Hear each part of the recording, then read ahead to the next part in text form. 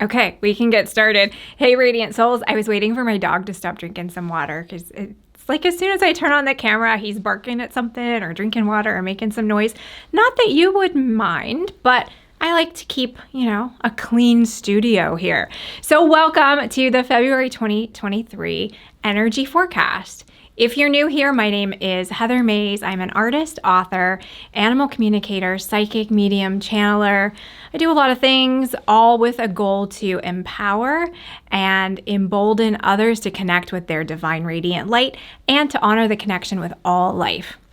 So one of the ways I do that is with a monthly energy forecast. And I feel like that's almost the last or the most recent video I did, even though I keep saying I'm going to come back. I'm going to do all the YouTube videos and I'm going to be really consistent. Other things keep coming in, other projects and things that I need to take care of. But I do promise soon we will be together in that way. I will make consistent videos on YouTube. So don't unsubscribe. And if you haven't, go ahead and click subscribe if you'd like to stay in touch for that. For today, let's talk about what's coming in for February. If this is your first energy forecast with me, I might do it a little differently than some others that you see. I have a team of multidimensional guides, so guides in spirit realm, in the angelic realm, in other dimensions, galactically speaking, and they're kind of like a board of directors, and they help me pull through messages that benefit anyone who is listening. So if you're tuned in here today, maybe this applies to you, and I hope you can find it helpful. We talk about a general theme. It's usually a word or a concept for the month, and that is more so what can help us navigate what we're going to go through in February. I don't make predictions. I don't look at it from that perspective.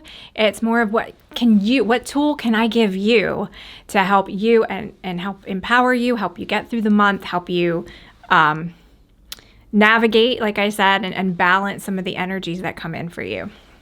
So for February, this is one that's been kicking around for a couple of weeks now, and I really didn't kind of tease out the full message until really, really recently, but I really like it too. So what we're looking at for February is a little stagnation, for lack of a better phrase, and that is not the word for the month, but things are feeling a little bit sluggish for a lot of us. It's feeling like the old phrase, you get up and go, got up and went.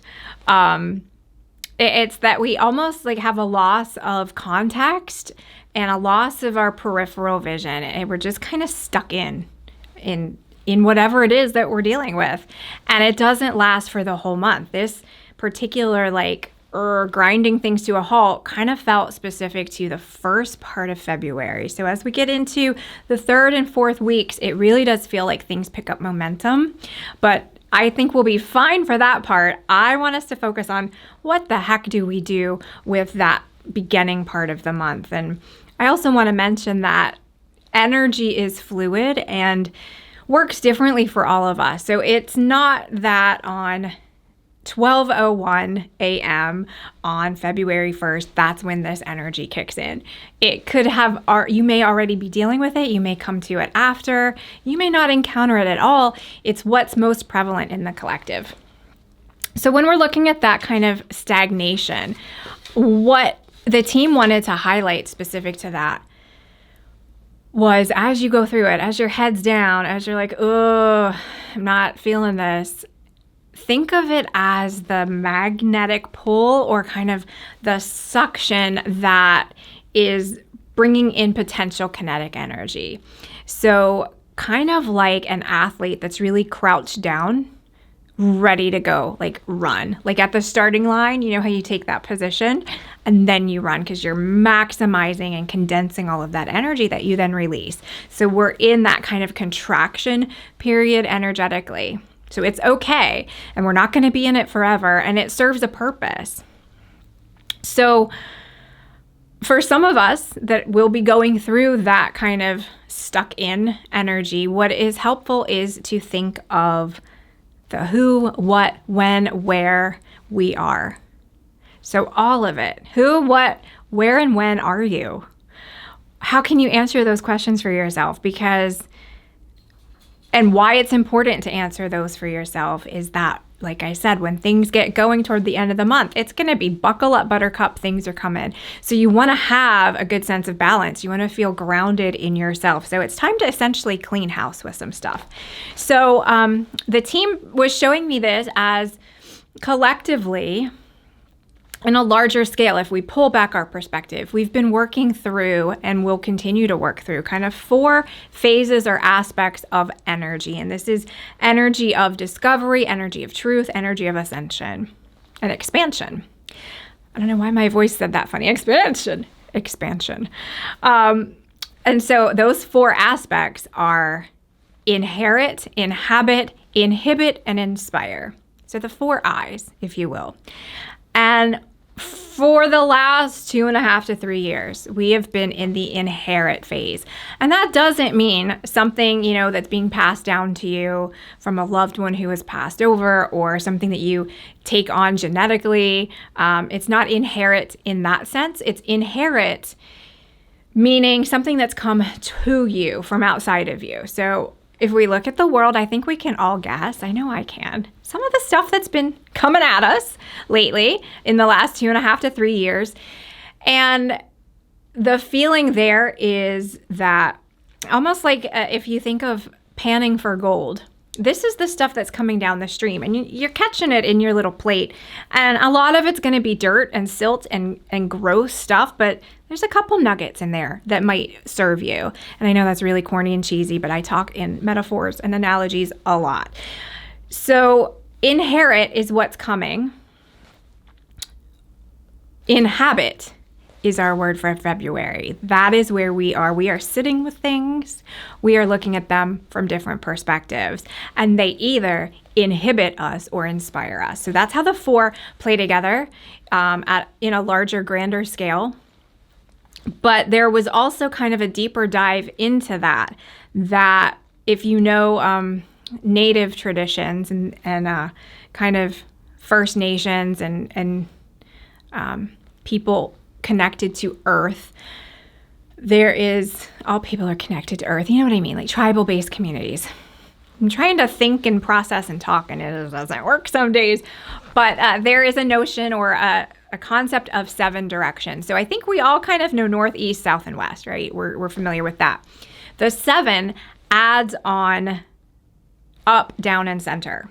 So north, south, east, west, up, down, and center. I feel like I should do a little dance move to act all that out for you.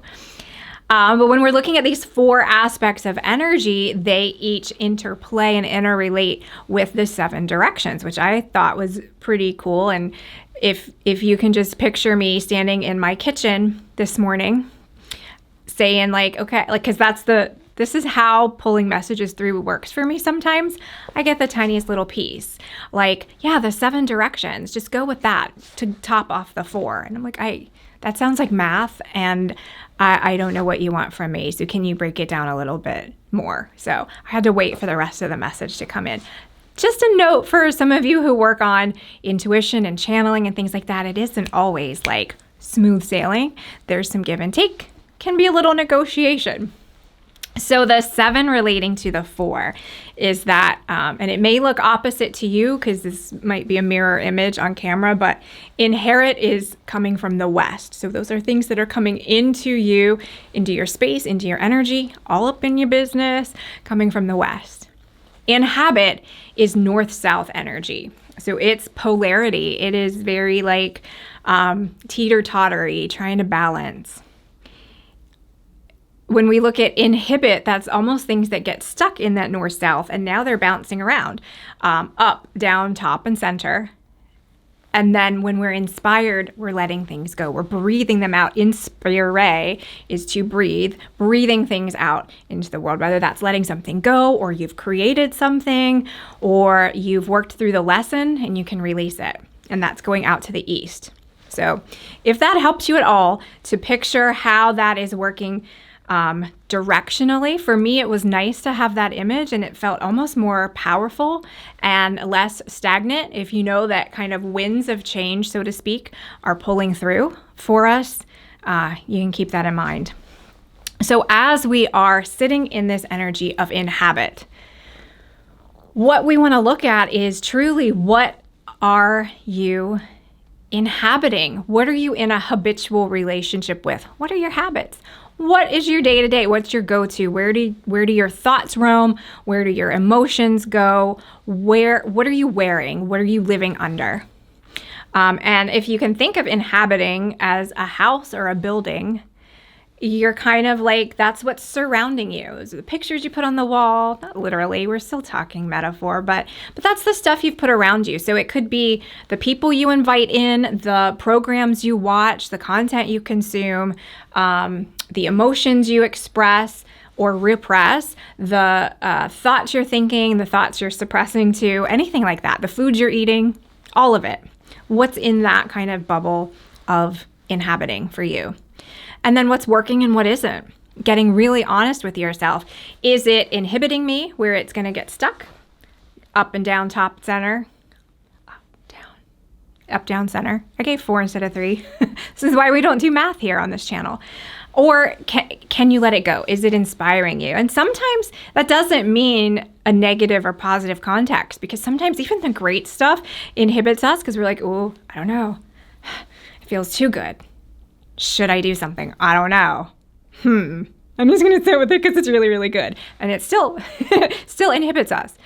So that doesn't mean something's bad or good. But just where is it in that process and in that flow?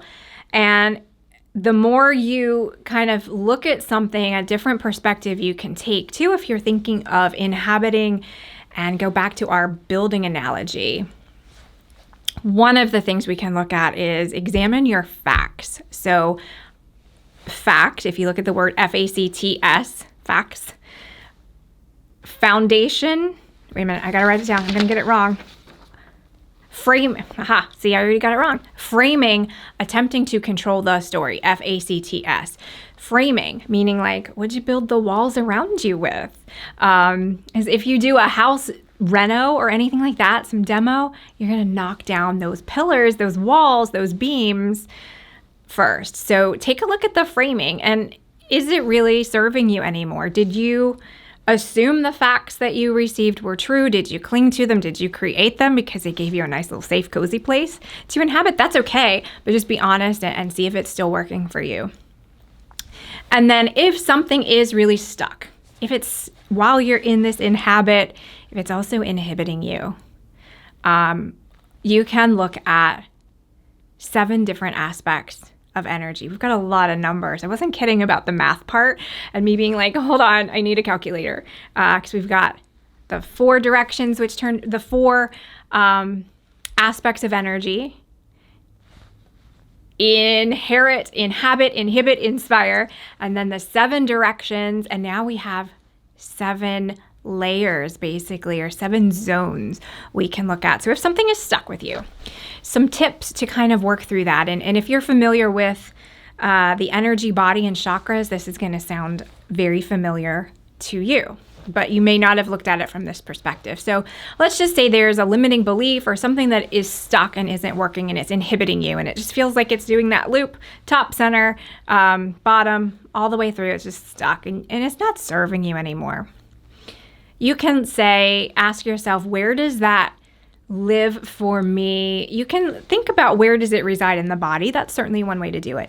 But where does it hit me kind of conceptually? Is it something that feels connected to community or tribe or family or like the collective?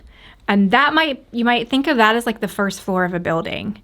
If you're in New York City and you look out the first floor of a building, you're going to see a bunch of people walking around the sidewalk, right? Community. Is it hitting me in like a creative kind of way or in smaller relationships? So groups of friends instead of like the collective, little groups. Is that where I get stuck with something, or is something sticky there? And that would be like the second layer of the building, where you can see the collective, but you're up a little bit higher. Is it just my thing? Is it like me not vibing with something? Is it my confidence? Is it my anxiety, something just not sitting right with me being able to take action. That's like the third layer where you're even farther removed from that.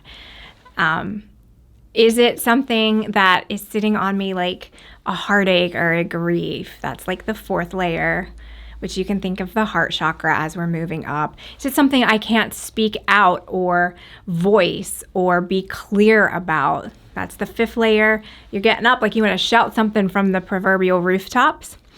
Is it something that's truly just a thought stuck, bouncing around? It's like the song lyric that gets stuck in your head.